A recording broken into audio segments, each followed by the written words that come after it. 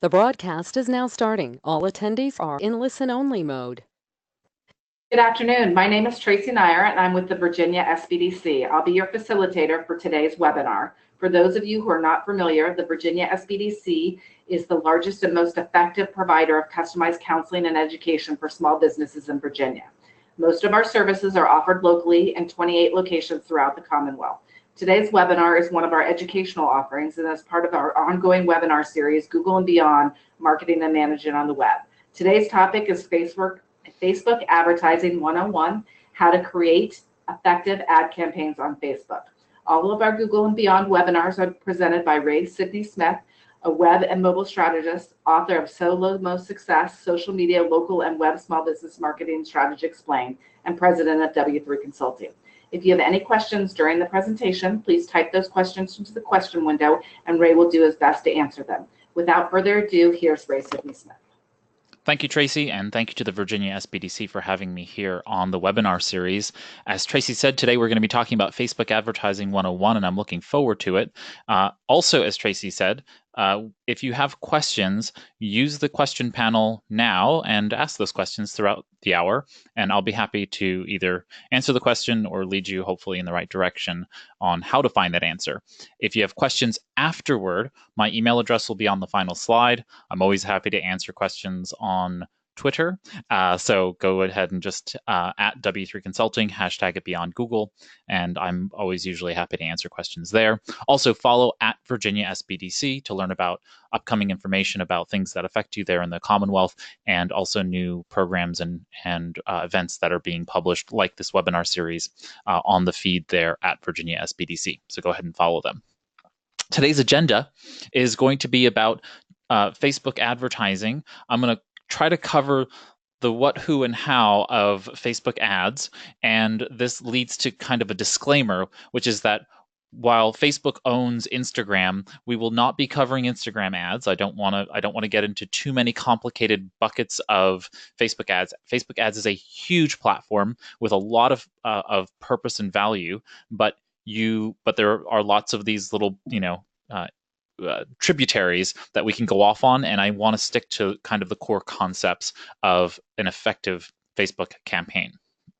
So we'll do that. We'll cover the basics. We'll then talk about some of the rules revolving around the advertising process. So we'll talk about the ad review process, which includes content, creatives, and then targeting guidelines as well as restrictions. So we'll talk about some of that. And then I will take you into the ad manager so you can see what creating an ad will look like, and then some of the kind of success tips that I have learned over time from either working with clients or research on Facebook advertising campaigns and following a bunch of experts on the topic. And then we'll cover a couple of tools you can use to be able to more effectively and efficiently launch Facebook campaigns in order to kind of speed up the process once you get comfortable with the platform as a whole. I'll leave some time at the end for Q&A and happy to stay as long as we need to answer everyone's questions. So with that in the agenda, let's get started. So as everybody knows, Facebook is a huge platform, and I just wanted to give some context in terms of what we're really dealing with when we talk about advertising on Facebook and why it's so important. So Facebook has more than 1 billion daily active users. If we have currently between 7 and 8 billion people on the planet, that is 1 in 7 or 1 in 8 people on the planet right now is actively using Facebook, and that is a huge number of people. It's roughly about 2 billion monthly active users. So between 1 and 2 billion people are interacting and engaging with the Facebook platform every day. What that really means, and I'll give you some context. For example, so YouTube has roughly about 1.5 billion monthly active users, and so that's a huge video social network, right, owned by Google. Instagram has about 700 million active users monthly, and Twitter then sort of shrinks down there with Snapchat with roughly about 300. Twitter is on the 328 million active monthly users, and then Snapchat is around 255 million monthly active users. So Facebook is clearly up there with YouTube, again, owned by Google. So it's a huge amount of people, eyeballs on Facebook. But more importantly, Facebook collects an enormous amount of data from those billion daily active users. So when you talk about the amount of information that Facebook has about you and everybody else on Facebook, that's where the richness of the ad experience really comes from. So as we go down this journey of creating effective ad campaigns, it really comes down to the idea of understanding what are called audience insights. The pieces of the puzzle that you know about your audience and that you can learn about your audience by effectively using the Facebook ad platform. Okay, so let's cover some of the basics of Facebook. I wanted to go over first and foremost that you must have a Facebook page. A lot of people want to do Facebook advertising and they forget the fact that you have to have a Facebook page. So I wanted to just walk you through very quickly what and where and how you do that. So here, if you go to facebook.com/pages/creation, you can actually see that here. I have created a PDF of the slides, and I will send that to Tracy so she can send that along to you all. And so those have the links to all of these things that I'm going through here. So you have to have a Facebook page. You will likely choose the business or brand version if you're a small business, and then you'll get started. I'm not going to walk you through this process. It's really easy. The most important part is that when you get to the creation of the Facebook page and you have that page set up, make sure that you complete all of the parts, right? You're representing your brand, and you want to make sure that it's consistent with your advertising so that people have a consistent experience from your Facebook page, your website, all your other marketing touch points, and the ad platform ads, that the campaigns that you're running. You really don't want to have ads that look remarkably different than your business or brand, right? It just doesn't make any sense. People will have an obtuse view of what is going on if they're not getting a consistent, cohesive brand message.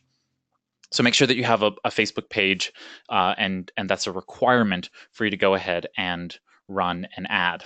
Okay, so back here, we have the Facebook page ad, right? That's important. Next up is about the perspective of running an effective campaign. And I just wanted to spend a minute here to explain that you have to have advertising goals first.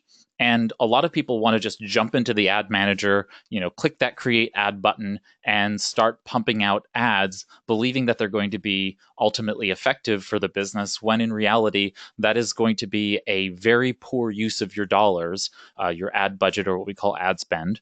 And your goal is going to be to identify goals that are actually going to bring, top line revenues to the business, right? It's going to make sales. And so you need to know what the goals of your advertising is up front.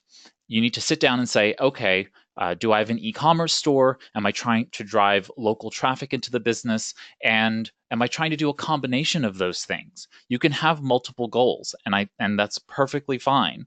But understand that that is going to inform the next two steps, which is what are the campaigns going to be? And many times, what I mean by marketing campaign is actually different from what Facebook is going to talk about in terms of campaign. So I want to create the differentiation here. A marketing campaign is going to encompass potentially advertising. So you're going to decide, if I'm going to push an offer, say that we have 25% off the first deal, the first purchase at my retail store this fall. Well, that 25% offer is the campaign as an umbrella, right? The goal is to increase sales by, say, 10%. Well, if that's my goal, right, that also then becomes my advertising goal, right, to increase revenues by 10%. And therefore, I'm going to have an advertising campaign and a marketing campaign. You very infrequently want to run an advertising campaign in a vacuum, right? You want to have other pieces of marketing out there performing so that you can go ahead and have multiple touch points, multiple opportunities for your target audience to be able to experience it. So you're going to be potentially marketing to your existing audience in some other formats and running ads. So just keep that in mind. Not everybody does, but I think that the most effective, it's very similar to Google search and Google advertising. So the most effective ads are ones where you rank organically on the search engine results pages very highly, right? So if you show up in either the local pack for, the Google business listings, or your pages show up on the page for a search, your ads perform better because it's more exposure to the same brand consistently and cohesively for your target audience. Okay. So once you've decided on what the campaign is going to be, or campaigns, then you decide on the ads. So you don't create ads, and that is creatives. And just so those of you who are new to advertising, creatives are the text, visual imagery, that could be video, images, you name it, that are used in the ads. Okay, so we lump that into the term creatives. Creatives are not really created until you know what the campaigns are, right? It's putting the cart before the horse. So really decide goals, then campaigns, and then go ahead and have your ads created. Now, I also wanted to spend a little bit of time just explaining that the process for a normal campaign, right, is to identify what it is that you're going to offer. Then you create an action that they have to take in order to get that offer. And then you either nurture that lead from a lead to a potential client to then ultimately a client, or there's an actual sale that happens. Now, sales tend to happen much faster when it comes to e-commerce than it does to, say, a B2B service business, where you're going to have much more lead nurturing that's going to happen over time. Now, I'm not going to get into these fundamentals here. That's a marketing discussion for another day. I just wanted you to understand that if you're going to run a Facebook ad campaign effectively, you do need to know what your offers are. What is the offer? What's the action? Because then you have a call to action in the ad. And then you decide on what you do with that person once you've converted them, right? So conversion leads to, am I going to nurture the relationship with this individual, or am I going to immediately have something for sale for that person to buy? Okay. So those are the three buckets of things you need to understand, that you need to understand what you want them to do. So decide, what are the offer or offers that I'm going to be giving on Facebook.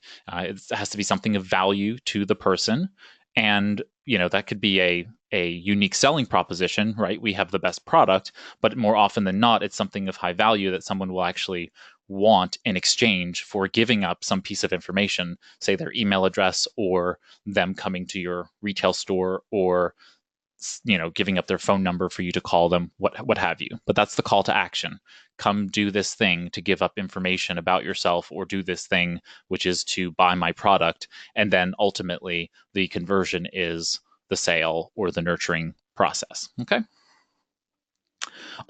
So in line with all of this, one of the other fundamentals is that you will need to create what's called a Facebook pixel, and this is a very powerful tool for Facebook advertising for a construct called remarketing.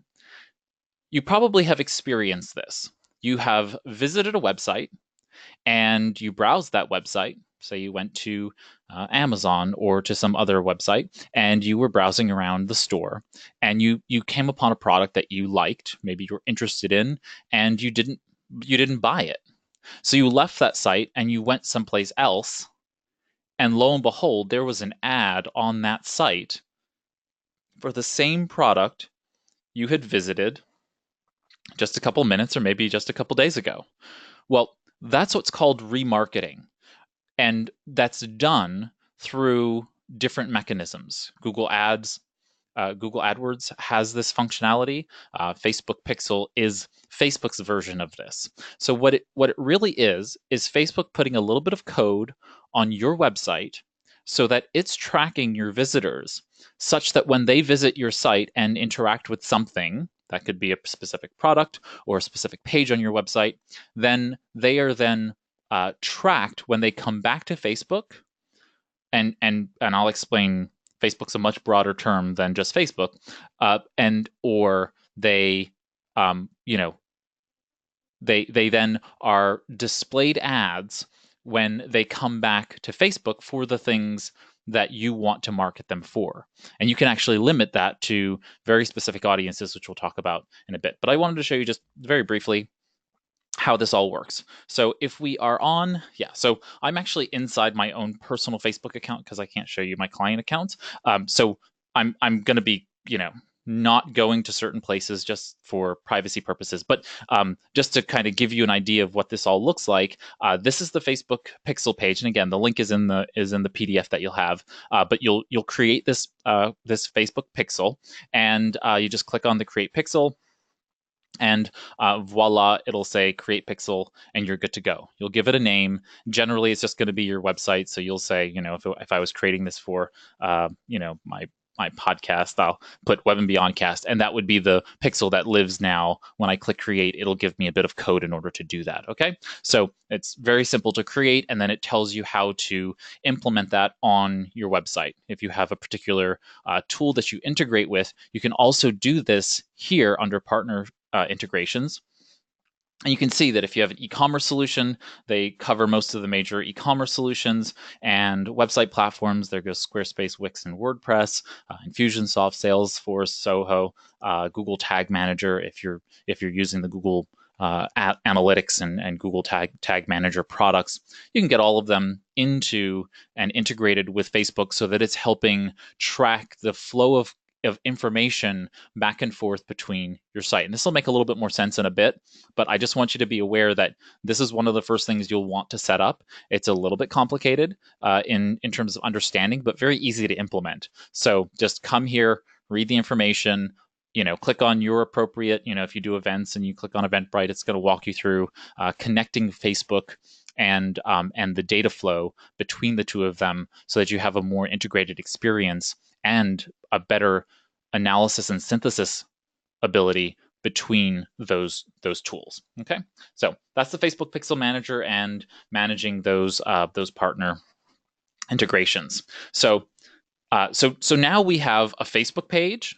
We understand that we have to identify goals, then understand, are we doing a marketing campaign in line with a Facebook ad campaign?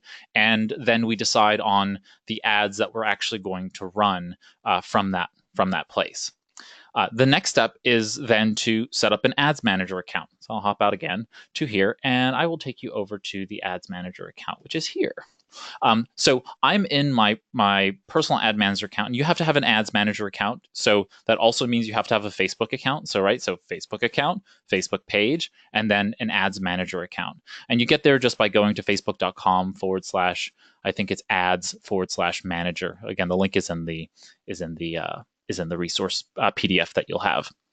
So you'll then be able to be taken to set up the account. It'll walk you through a little bit of process, and it'll have you set up a few things. Now, I've not changed this so that I reset it so you could see what it kind of looks like when you first create the account. So, it has an ad account. If this was a different name, you would put your business name if you want to. You can see here, advertising purpose. Yes, I'm buying ads for business purposes. You could change that.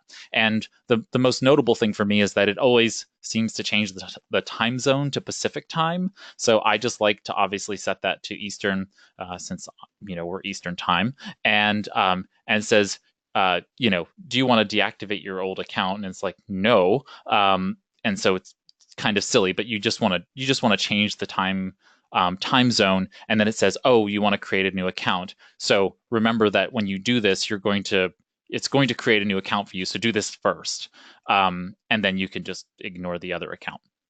but I don't know why it chooses Pacific time, but I like to have it in my own time zone. And then you fill in information about your business, and you're pretty much good to go. At this point, you want to identify other people who are going to have control over this ad account, right? So if you change the time zone, it's going to deactivate the old one, create a new one. Who cares? Set up your information in the system, and then go over to ad account roles and add all of the people who are going to be managers of this account. It's usually recommended to have more than one person so that you don't lose access to an ad account, just in case for some reason you need to stop a campaign or something like that, and somehow you lose access, and then there's no other way to get back into that account because your account was the only way in. So for some reason, if they believe that you've done something, or if you're hacked or whatever it is, you want to have more than one account admin on the account. At the time of setup, it'll also walk you through adding payment mechanisms. So I just added this so that you could see what it's like, but I just added my PayPal account so you could see that it will list your credit and debit cards here underneath this setting.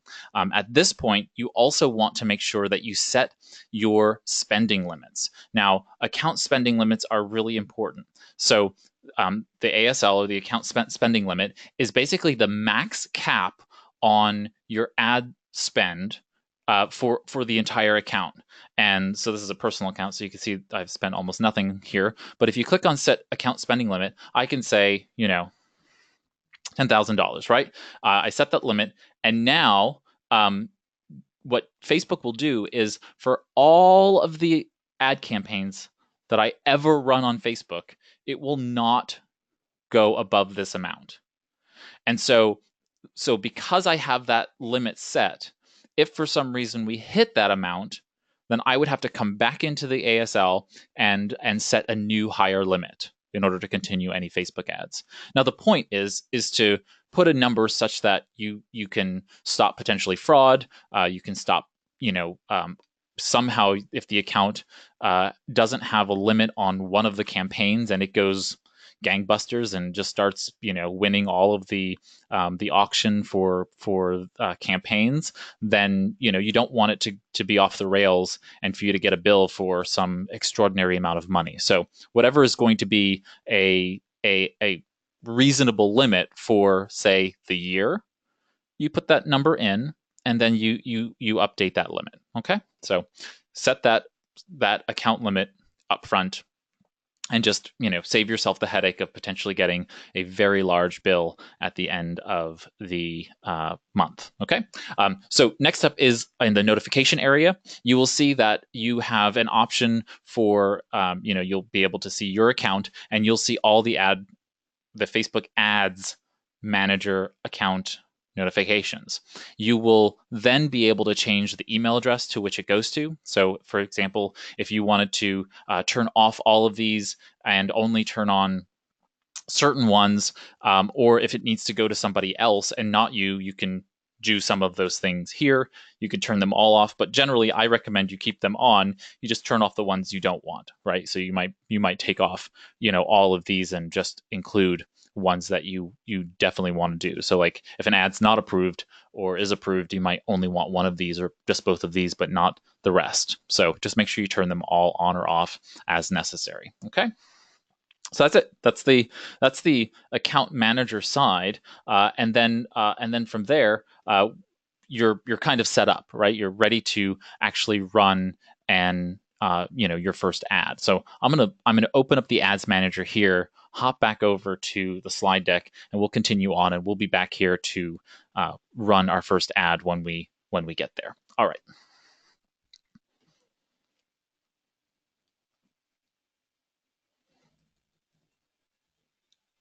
All right, I wanted to talk a bit about the advertising structure and some naming guidelines. So first and foremost, when we think about Facebook ads, many times people don't understand there are 3 tiers for what ultimately becomes an ad. We start out at the campaign level.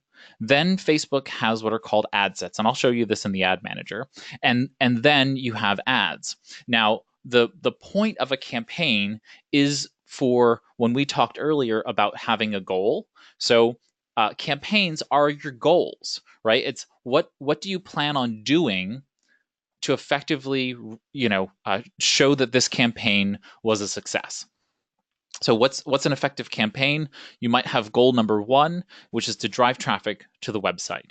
So you have goal number 1, and then within goal number 1, you then have ad sets. So campaigns hold ad sets hold ads, and it gives you kind of like a folder structure, right? So and you can look at things in the reports against campaigns, ad sets, and specific ads. So that gives you some ability to kind of drill down and then look at the forest for the trees.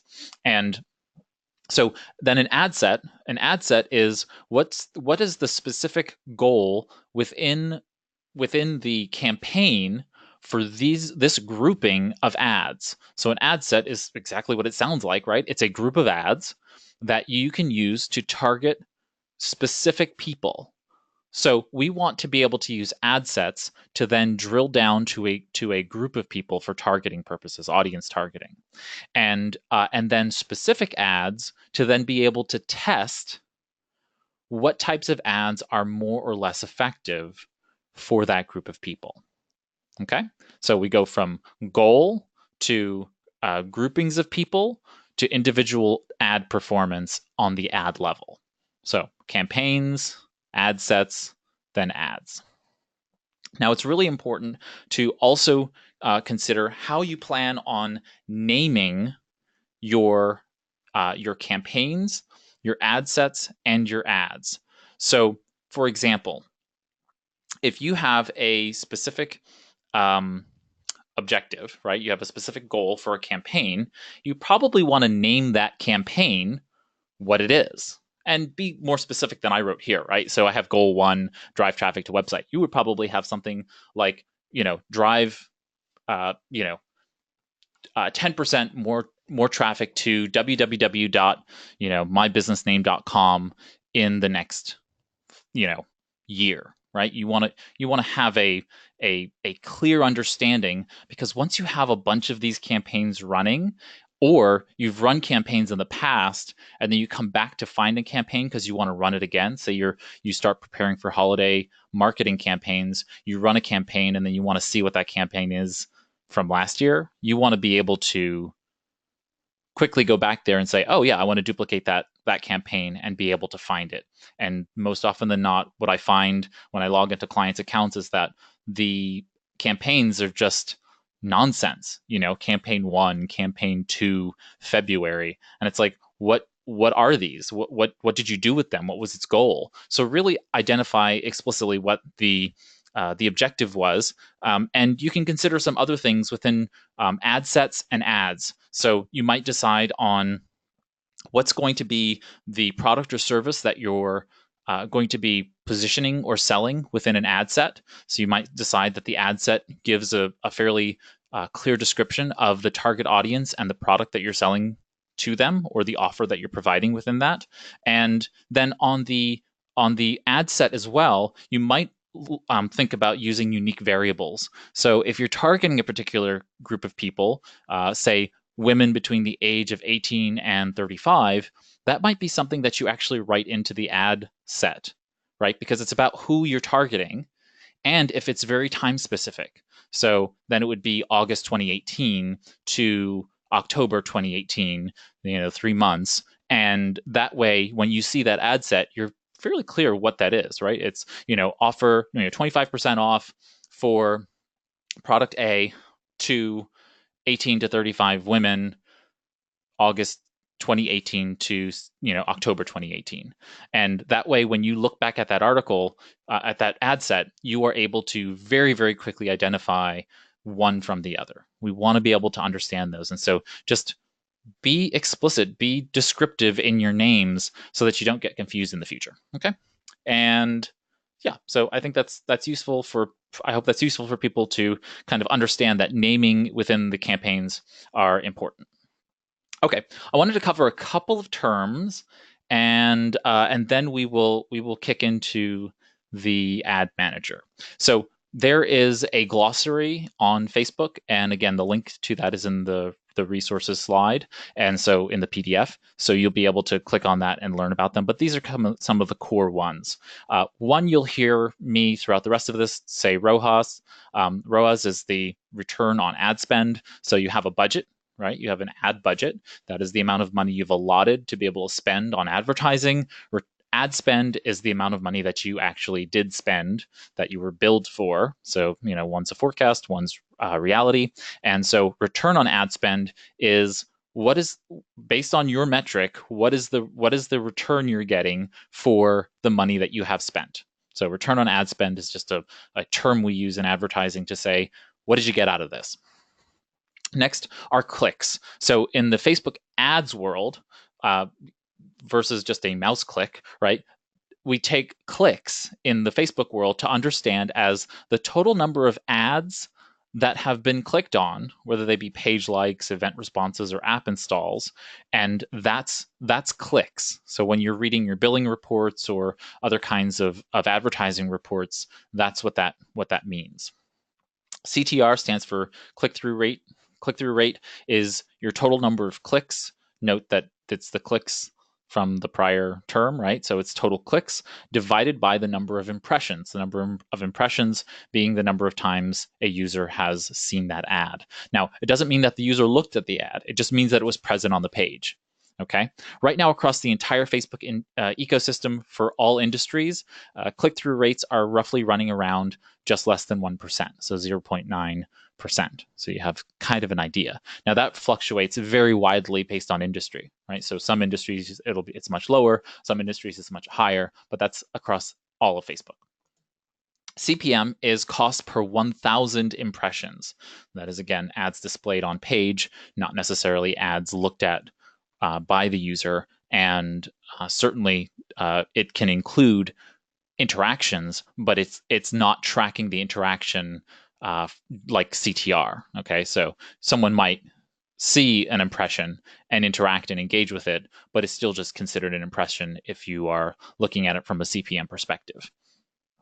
And I'll get back to why I'm covering these CTR, CPM, and CPC stuff. So CPC then is cost per interaction with an ad, right? And again, going back to that interaction, it could be clicking on a link, it could be commenting, it could be sharing, liking, those kinds of things. And right now across the entire ecosystem, it's roughly running around $1.72. Okay, so again, this is all industries. Some go down to 45 cents for CPC, and others run much higher.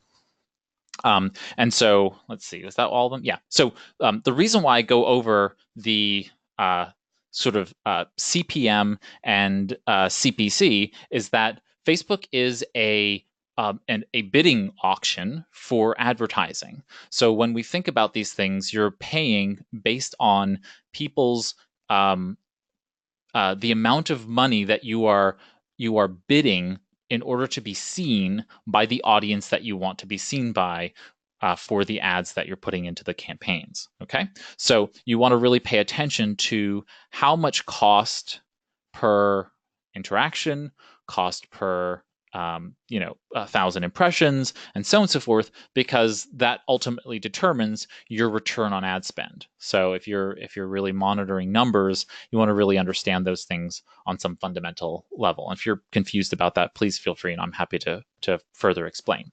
Next up is frequency.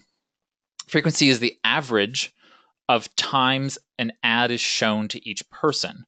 So they calculate all of the times an ad is shown to an individual, and that becomes frequency. And then they can do that on the higher level, right? The aggregate of your audience. So frequency is just average of times an ad is shown. Reach is the number of people, unique people that are shown an ad, and so that's that.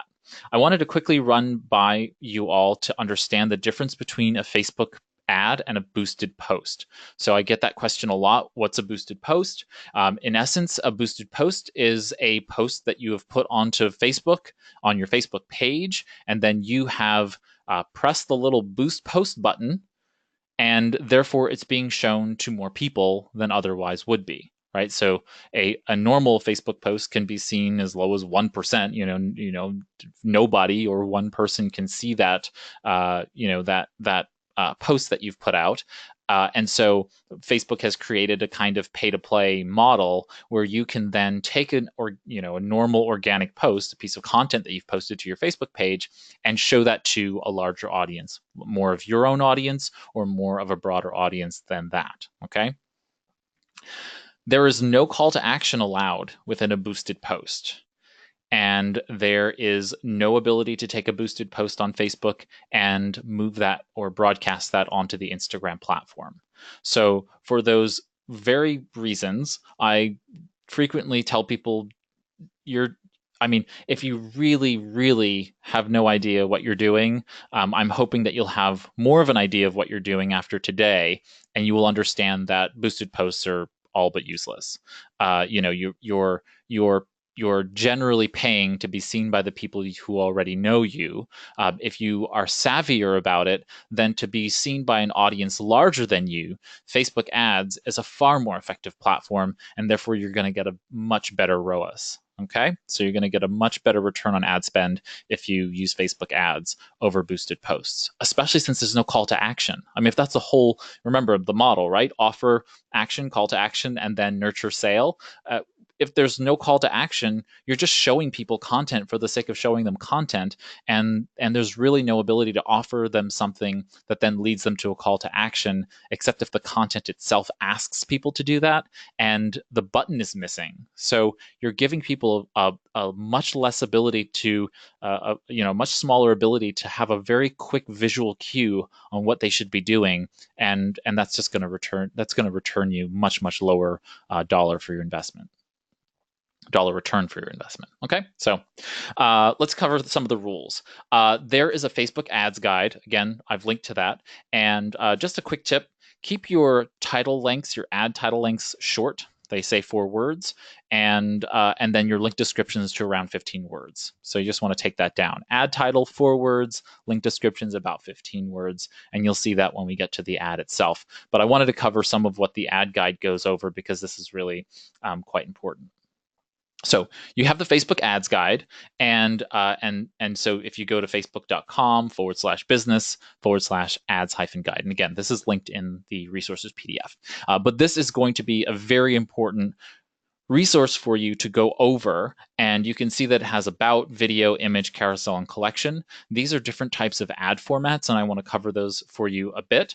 But when I went back to earlier and said the Facebook platform, and I said that it was much bigger than you probably think, and that's because Facebook owns Facebook as well as Instagram, but they also have what's called the Audience Network and Messenger, Facebook Messenger, the text, and it's not just text anymore, but it's multimedia messaging platform that Facebook has created that you can message directly within the web app, but there's actually an independent mobile application, and there's actually its own website. If you go to messenger.com, you can log into your Facebook account and use Facebook Messenger through that system.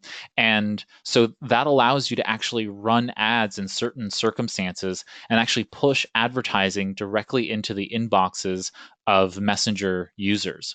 So you have Facebook, Instagram, the Audience Network, and Messenger. Audience Network is very similar to, if you know what the Google AdSense network is, it's basically or the Google Publisher Network. It is in essence all of the people out there who are allowing Facebook to display ads on their properties. That can include mobile applications, that can include websites, that can include mobile websites, as well as mobile website apps. So that is an application that runs completely in a mobile web browser. So it's a huge network that extends the reach of your ads beyond Facebook. Okay, so you have the option of being able to push ads to that. Now, a couple of pointers here.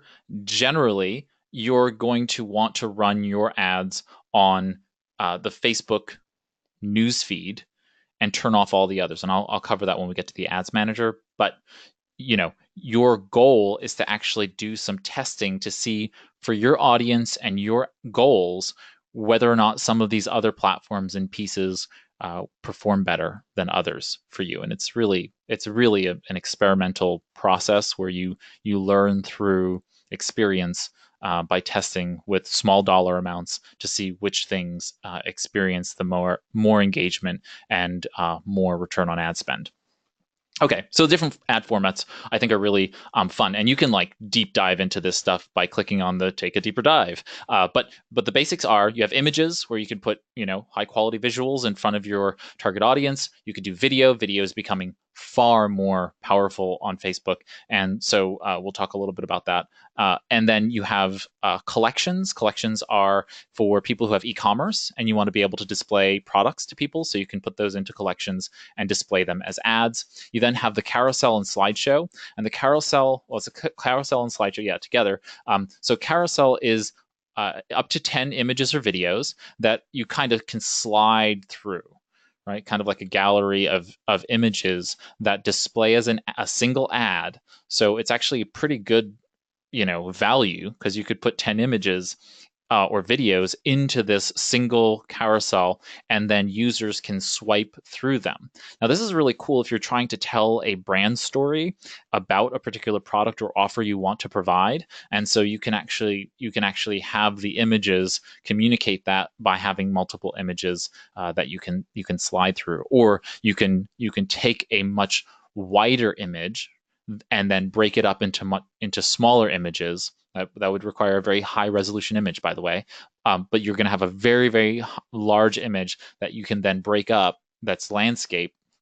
And now it actually communicates from left to right a particular story. Slideshow does this with motion and sound. So in essence, it's moving across the screen similar to the carousel, but instead of it being the carousel, you put in the images, and then you can apply different types of motion and sound and text for it to move through and communicate a story. So pretty cool. Then you have Canvas, that's for mobile only. So if you're trying to push a full screen mobile ad, that's what those are for. And that does require a little bit of planning and thought. So give that some thought if you're going to run those kinds of ads. The ads manager has a lead generation ability, so you can actually choose the lead generation ads objective, and you can actually capture email addresses and other kinds of information from people. So that's what a lead generation ad does. It's getting people to give their email address or something else to you, the business, so that you can communicate with them. There are then offers, which are basically discounts.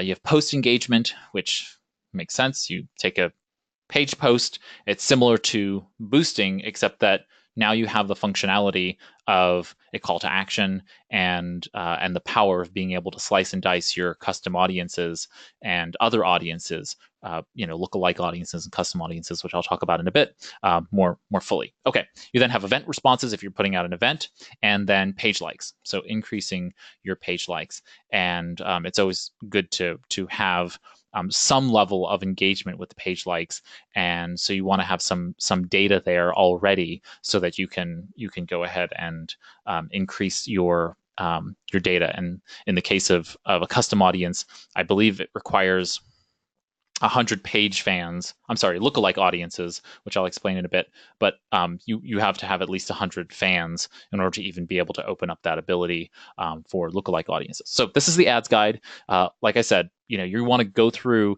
each of these areas for the ads that you think the format will work for you. Again, you've decided your goals.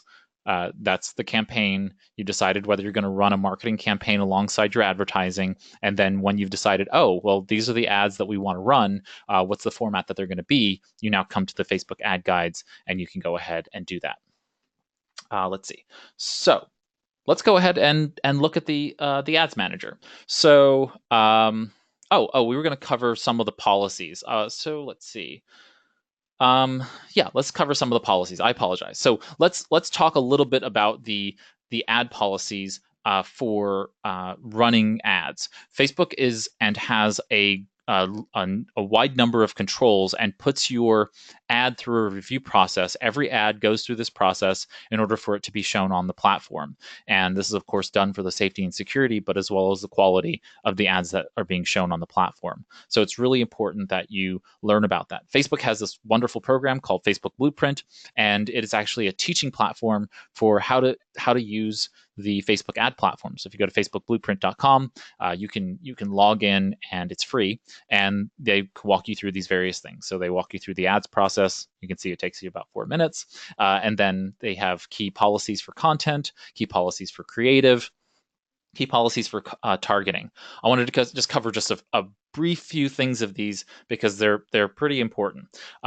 One, you can't be disrespectful or dishonest in your ads. I would imagine that just would make sense to most people, but I need to explicitly say it. Your content needs to be honest.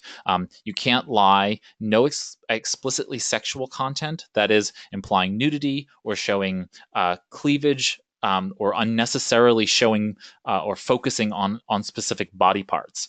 And so, a person who is showing their body, even partially nude, can be acceptable if it's a part of the larger landscape of the ad. But to put them into a sexually explicit position, or to unnecessarily focus on just that part, would constitute a violation, and they won't approve the ad. You don't want anything shocking, sensational, violent, or disrespectful, because they're all forbidden, and they regulate the platform pretty well, and they'll just not approve the ad or yank it down when somebody goes ahead and complains that it is doing it.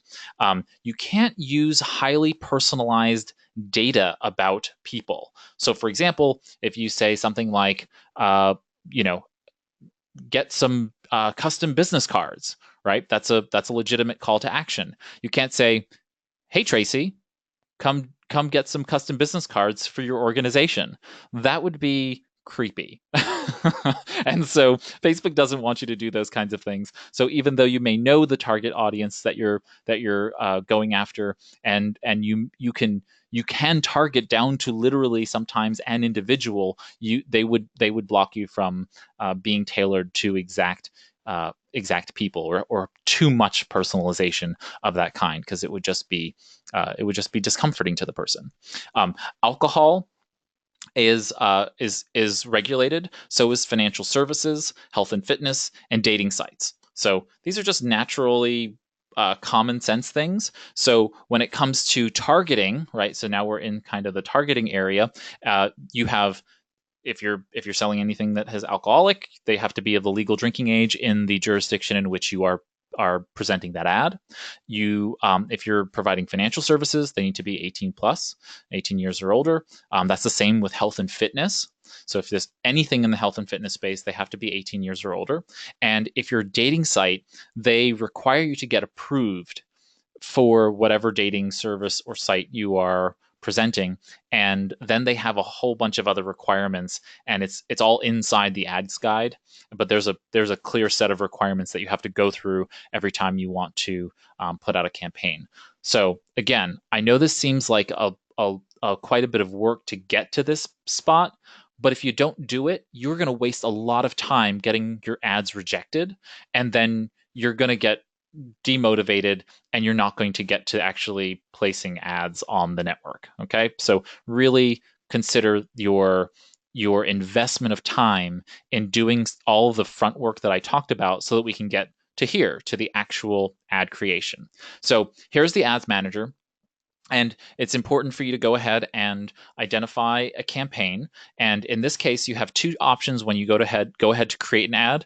You either have a complete campaign, meaning that this is a campaign you're going to run right now, and then it guides you through it, or you can use a campaign shell. Okay, and what that means is that you're kind of creating a template for you to be able to create ad sets and ads later on down the road. So you can create a campaign shell, have that sit there, and then duplicate that campaign shell for future purposes. I'm just going to create the campaign shell just because I want to show you these pieces in phases. So I'm going to just create sample, And as you can see here, you only have an option of it being an auction-based system in this case. And so if you ever have a question about anything, you can just hover over the eye next to almost everything in Facebook's ad platform, and it tells you. So if I hover over auction, it says, enter your ads in the auction. You'll be able to choose a bid strategy to help meet your goals. Again, going back to CPM, CPC, and so forth, and then controlling your cost and your spending budget efficiently. Okay, so you can say, okay, well, what's my campaign objective?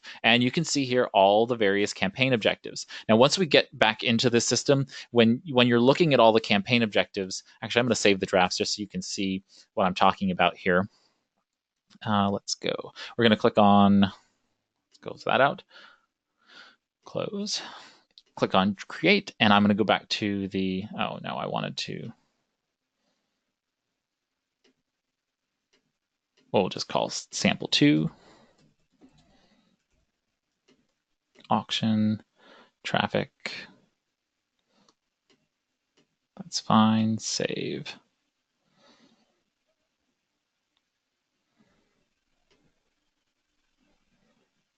Close. Okay, so under sample 2, I'm just going to go in here, and you can see that you have what they've done is they've created these untitled ad sets, so we could just kind of see what they're all about. And so when I'm in a campaign, right, and I've chosen a particular goal, then it will take me in to the exact ads themselves. So see how it's gone 3 deep. So I was in a campaign, I clicked on a particular campaign, right? And that's the goal. Then it took me into the ad sets for that campaign, and it showed me those 2 sample ad sets they added. When I click on that ad set, it then takes me to the 3rd tab, and now I am looking at the 2 sample ads they've thrown in here for me to be able to look at it. Okay, and so it's just useful to kind of get an idea of where those things are and what they're doing. Okay, so I'm going to go here and let's see here. Let's just that's fine. I'm trying to actually get the. There it is. So whenever you start in the quick creation space, it'll go ahead and leave you in quick creation. You can switch over to guided creation by just clicking on the button in the top right hand corner, and then it takes you into the more what I consider kind of the easier format. So again, create your campaign shell, right? All the information you want about your campaign on that campaign level, and then you can go in and go to the guided process, use existing campaign, and then you can choose from the campaigns that are existing. You would be able to, drop down in the menu and choose that one. I'm going to ignore that for now, but I wanted to just show you this, which is so. In general, awareness, you can just ignore brand awareness and reach. They're fairly useless. Then you have consideration, and then you have conversion. Okay, you're going to primarily work within traffic, engagement, and video views. Okay, if you're B2B, maybe you're working on some lead generation. Maybe some of you will use lead generation to some extent. And here goes messages, where you can send messages to people using Messenger and WhatsApp. So again, Messenger and the company WhatsApp is owned by Facebook. So this is how Facebook's able to extend themselves to Instagram, Messenger, WhatsApp, and so on and so forth. So say that we want to do just a quick traffic advertisement. I click on traffic, and then what happens is below it then gives me the information for what it is and how it's going to work. And that's when I get to name my campaign. Again, you name your campaign something very explicit, so that this is going to be a descriptive, right? So this is going to be drive 10% more traffic to xyz.com. And such, so on and so forth, right? So that's your goal, and you can split test if you want to do A/B testing. You can choose a budget, so you can say, oh well, I want my daily budget to be $20, and or you want your lifetime budget for this to be something else, and so on and so forth. Okay, click again. You have the eyes on everything, so the information icons on everything for you. At this point, you're going to name your ad set, and again, your ad set is who are you targeting. Okay, so you're going to really decide on who you're targeting. and you'll be able to go in there. If it's just a website that you're pushing toward, notice all these little blue pop-ups and so on and so forth. It goes ahead and gives you all that information. Now, the important parts here is that you're going to have a chance to go in and create custom audiences and lookalike audiences. The difference is that custom audiences are audiences where you use outside data like your email address list, if you have an email marketing list or other kinds of data, and you actually import that data into Facebook in order to help them understand who you want to show ads to. Lookalike audiences requires, like I said earlier, 100 page likes, and then what that does is it looks at the people who currently like your page and looks for people like them on Facebook because they have so much information on people. They're able to then say, oh, well, this person looks like these people, and shows those ads to those people. Okay, you can then choose location for people and kind of drill down from there. Okay, now once we've done, if we've for purposes of starting out the gate, a Facebook advertiser who's just starting out, you're probably not going to use custom audiences or lookalikes, right? You're just going to choose a location and say, you're going to choose, say, Virginia. And then you're going to just choose a particular area in Virginia, maybe some neighborhoods, usually, a 5 mile square radius for retail, a 5 mile radius, that is, for a retail location is going to be for you there. You choose age, gender, and potentially language. Then we get down to detailed targeting, and this allows you to be able to choose an either or expression of what you're trying to find. So this allows you to say, I want people who have expressed an interest or a particular behavior in something. So you can say running. Someone's interested in running. Well, you can see running there, and note that once you do that, this up here is going to change. I'm not quite sure why it's not giving me the ability to scroll up again, but see how it says audience size? It gives you this little meter, and you want to be in the green for the audience selection, okay? And it says your audience selection is fairly broad, so you want to probably do a little bit more to get it down to that place.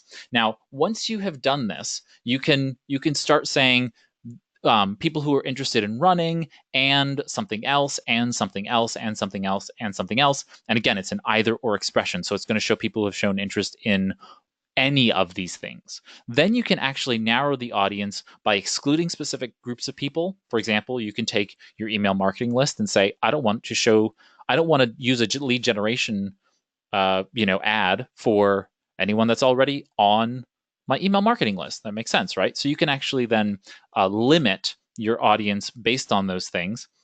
You can narrow your audience that way. Then you can say, okay, I don't want these people, or I want anyone who says they like running and they have shown an interest in Runner's Magazine.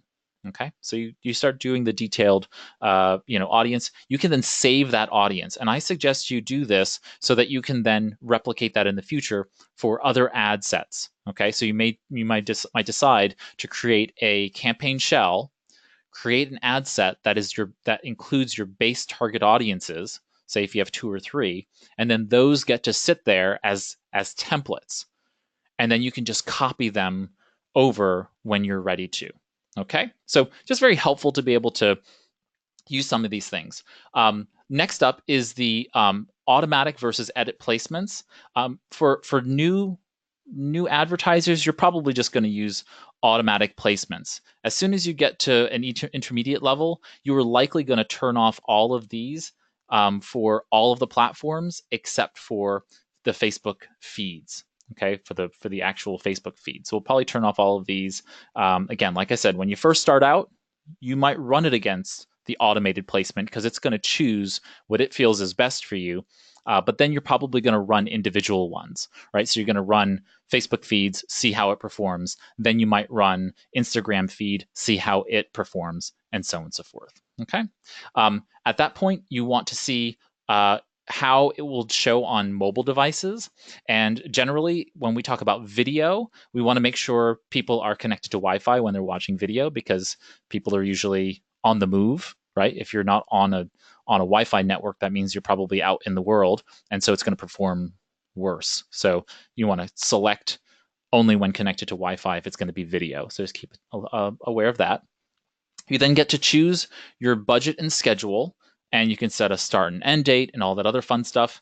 Click continue, then it goes through the ad review process. Like I said, because this is my personal account, I can't walk you through the entire process, but it's fairly simple. You then add your creative, and then you wait for it to be approved, and it goes live. If it doesn't get approved, then you will be then you'll get a little notification that says, hey, you haven't been approved, and it'll tell you why.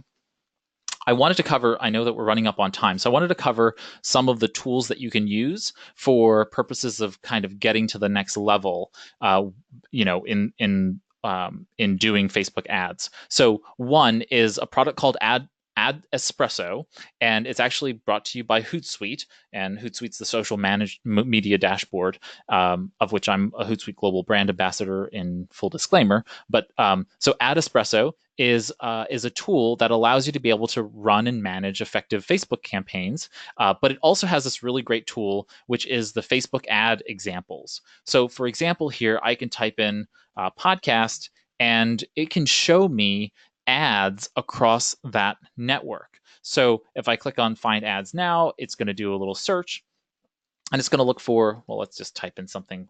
Type in Oprah.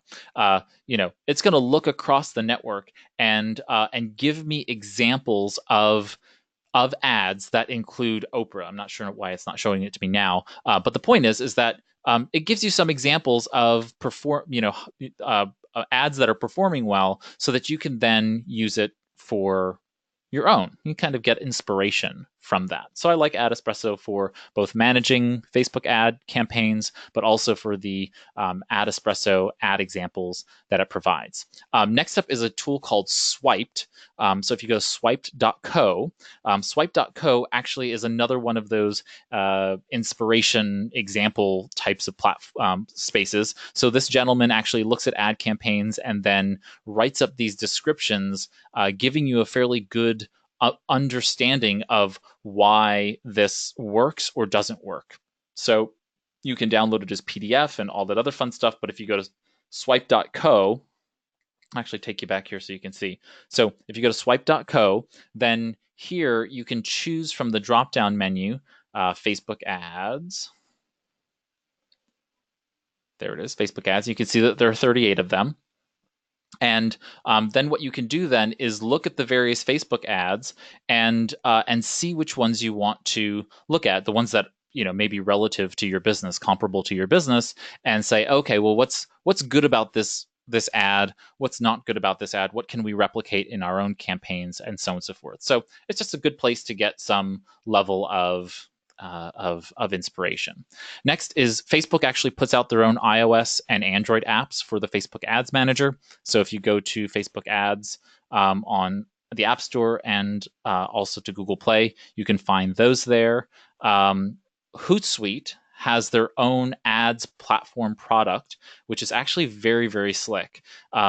You have to have the budget to be able to afford it, but you can request a demo, and they can tell you pricing for being able to run a social advertising campaign through Hootsuite Ads. DriftRock is really cool because they run Facebook ads, but they have things like weather triggered ads and all kinds of other really cool customization for triggering the starting and stopping of localized ads, as well as other types of triggers that are very sophisticated, so you can reduce your ad spend effectively.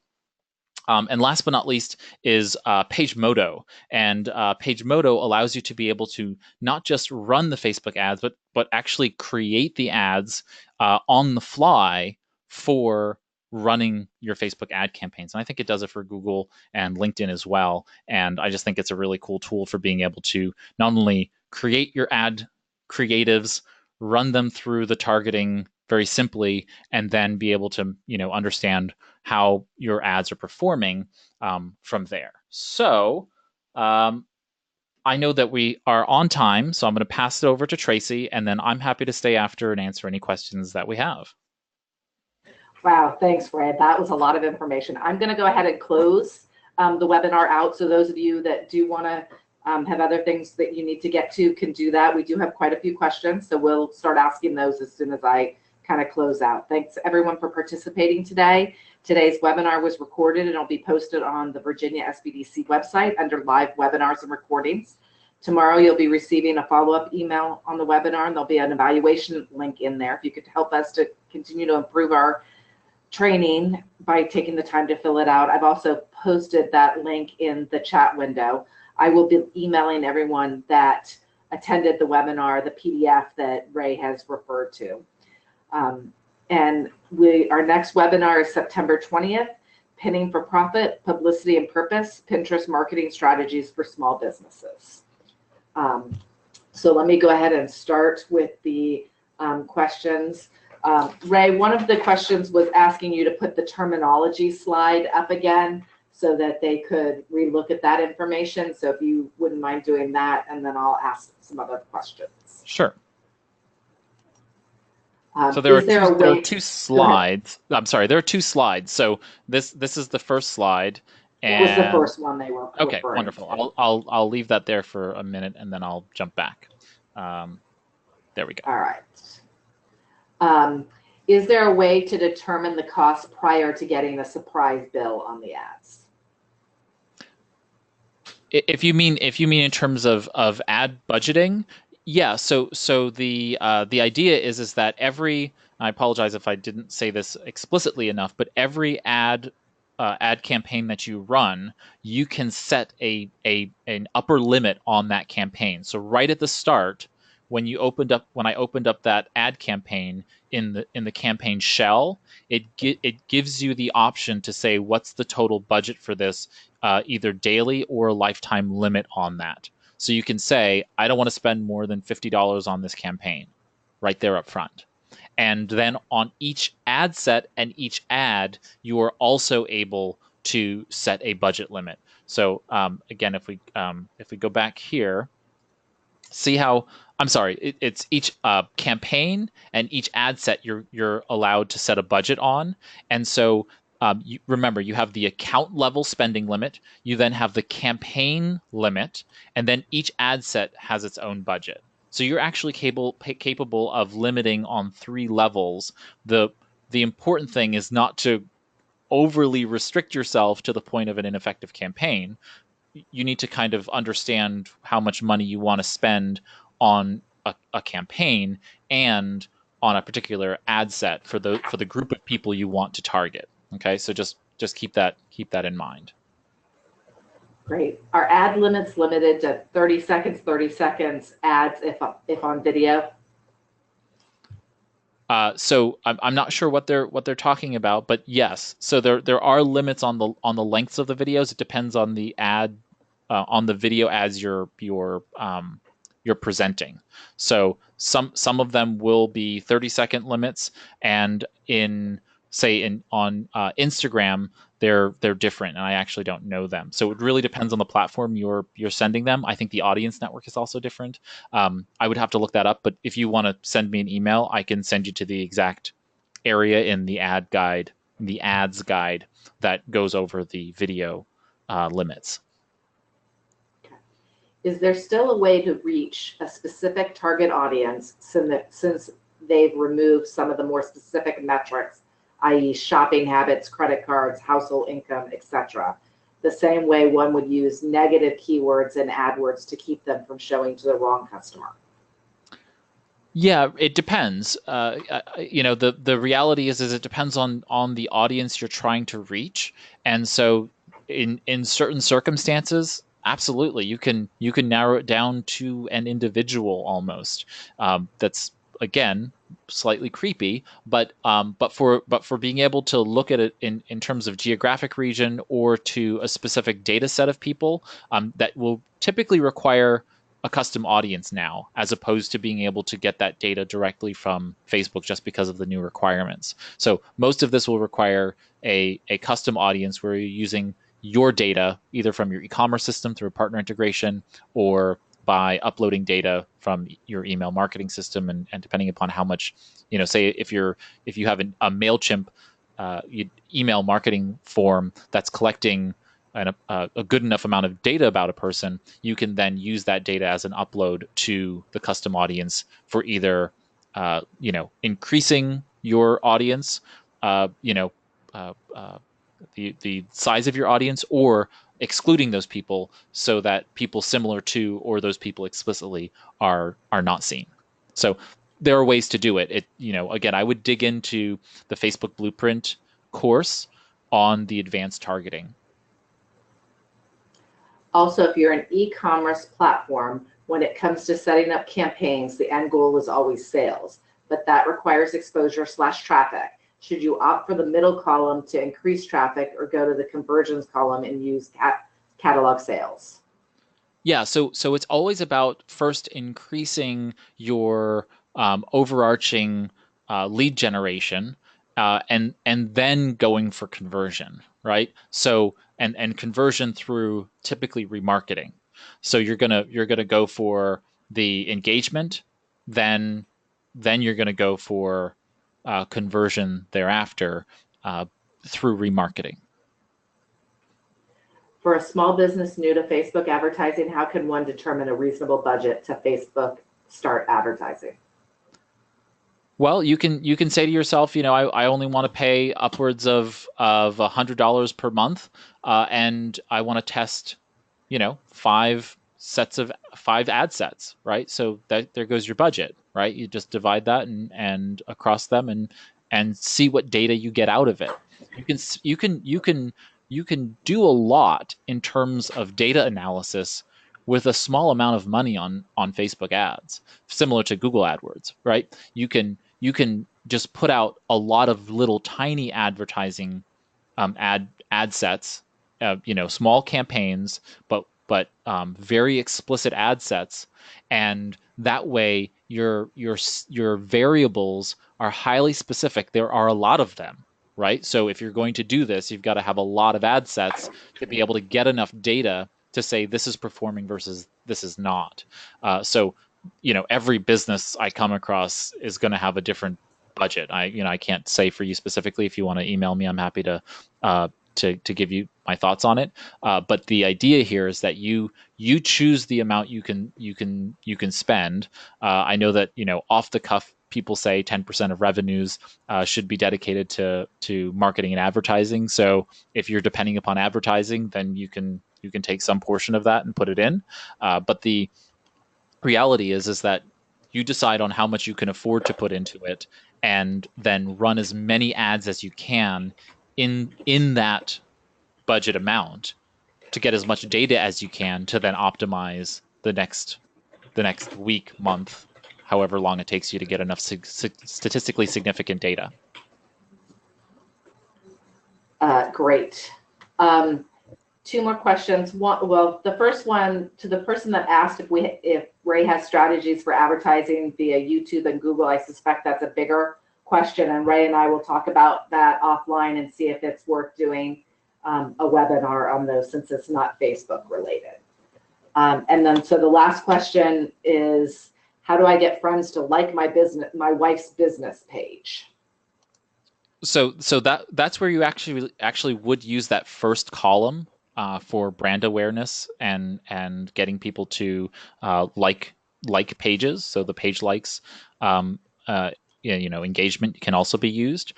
So yeah, you can certainly use those options for brand awareness.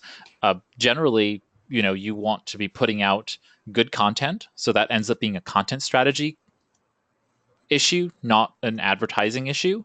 And so, but you can actually, if you know who your wife's friends are, you can then market to those people, because they're probably in a geographic area, particular age demographic, and you can display it to those people. If they're fans of the page, you can actually display ads. Oh, I'm sorry. You're trying to increase the likes, so no, that wouldn't be the case. So you may know other pages that. So that's one thing that this is 101, so I can't really get too much into the particulars. But one of the things you can do is you can actually look at the similar pages that people like, right? So you can look at pages that your wife's friends they like, and therefore run ads for them to then see her page to like it, because they like those other pages. One of the important things you can do as a B2B is you can actually do research and find every Facebook page for all of your potential clients in an area and just display ads to them. But the same thing for the people who follow other pages who could also be your target audience. You can actually have it display to the fans, the followers of those pages. So that would be one way that I think it would be helpful. I mean, the other is just to, go to her friends and ask them, right? That would take no money. Great. Thanks, Ray. Thank you, everyone, for attending today. Those were all the questions. See you on September 20th.